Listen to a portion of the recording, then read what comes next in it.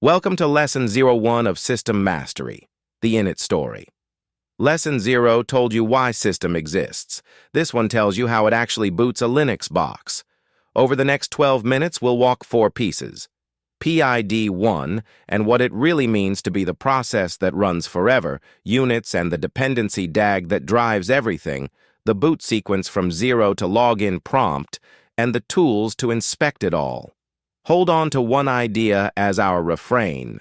Systemd is a graph engine, and boot is just a graph traversal.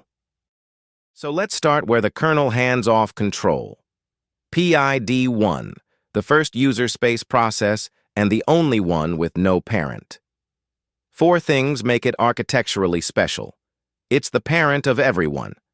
Every orphaned process gets reparented to it. So killing PID1 panics the kernel and takes user space with it. It runs forever, from boot until shutdown, which is why systemd is engineered like aerospace software. It owns the boot sequence. Whatever binary lives at hsbin init becomes PID1, and on modern Linux that's a symlink to systemd. And it's the signal hub, sigshell storms, real-time signals, sigterm on power off all flow here. Remember the refrain, systemd is a graph engine. PID1 is where that engine lives. And here's that engine made visible. Read it bottom up. The kernel execs, sbin init, which brings up sysvinit and basicum, the foundations. Those satisfy the prerequisites. File systems mounted, journaled logging, network online. Once prerequisites are green, the actual services you care about, SSHD, Nginx, Postgres, light up in parallel, all pulled in by multi-user.target, which itself is wanted by default.target at the top. That's boot, not a script, not a sequence, a graph traversal, computed fresh every time you power on. Now, every node in that graph is a unit, and units come in types. Most engineers live their whole careers inside .service and never peek beyond it. But the 4 types on this slide unlock everything advanced systemd can do. Targets are synchronization points. Graphical.target is just a label that pulls in a bundle. Sockets let system listen on a port and only spawn the service when a connection actually arrives. Timers replace cron, but with C groups, journaled, and isolation baked in. And mounts, those are your fstab entries, promoted to first-class graph nodes with real dependencies. Learn these 4, and you stop being a systemd user. You start being systemd fluent. Now, if units are the nodes, dependencies are the edges. And this is where most engineers get burned. There are 3 directives you must keep straight. Wants is a polite request. Please start, but I'll live without you. Requires is a blood pact. If you die, I die with you.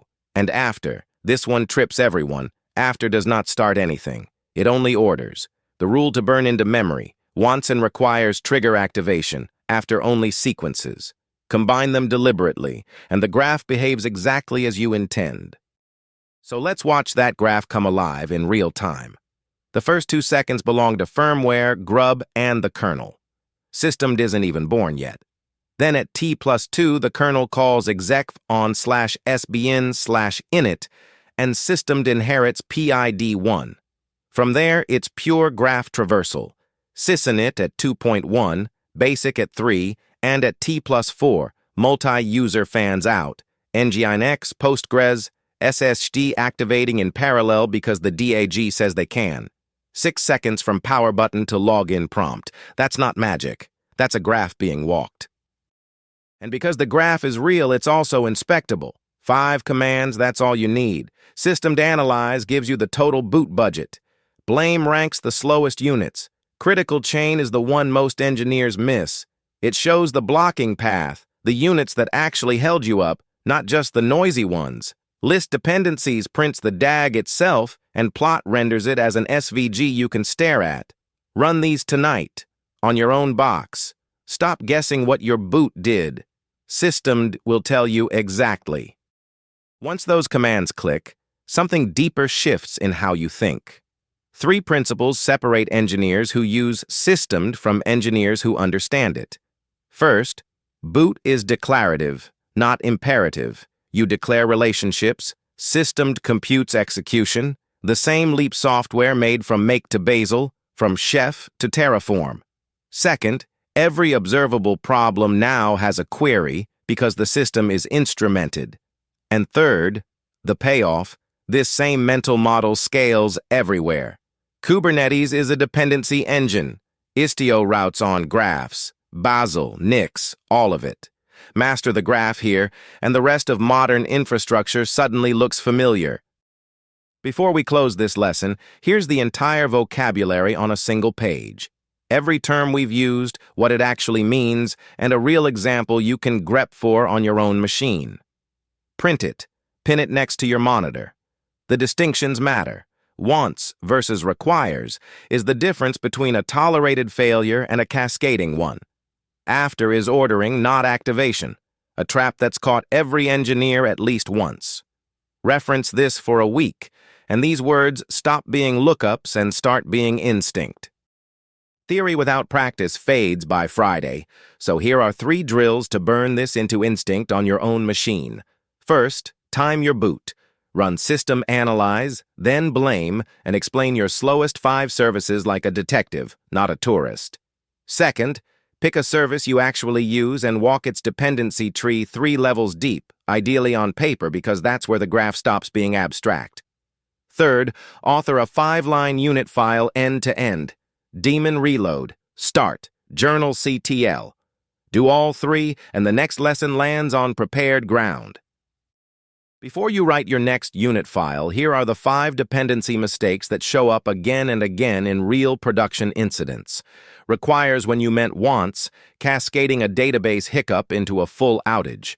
Wants without after, so services race and lose. After without wants, where ordering exists but nothing actually triggers the service. Forgetting networkonline.target. Because network.target only means the network is being configured, not that it works. And finally, dropping scripts into G, etc. init D out of muscle memory in 2026. Each one maps back to the same graph model, edges that activate, edges that order, and knowing which is which. So here's where we land. PID1 is special. Units form a DAG, boot is graph traversal, and systemed is observable. 4 ideas that, taken together, change how you read every boot log from now on. Next lesson, we go inside the unit file itself. The unit, service, and install sections decoded. Around 30 directives mapped with real examples, so you stop copy-pasting from Stack Overflow and start authoring with intent. I'll see you in Lesson 02.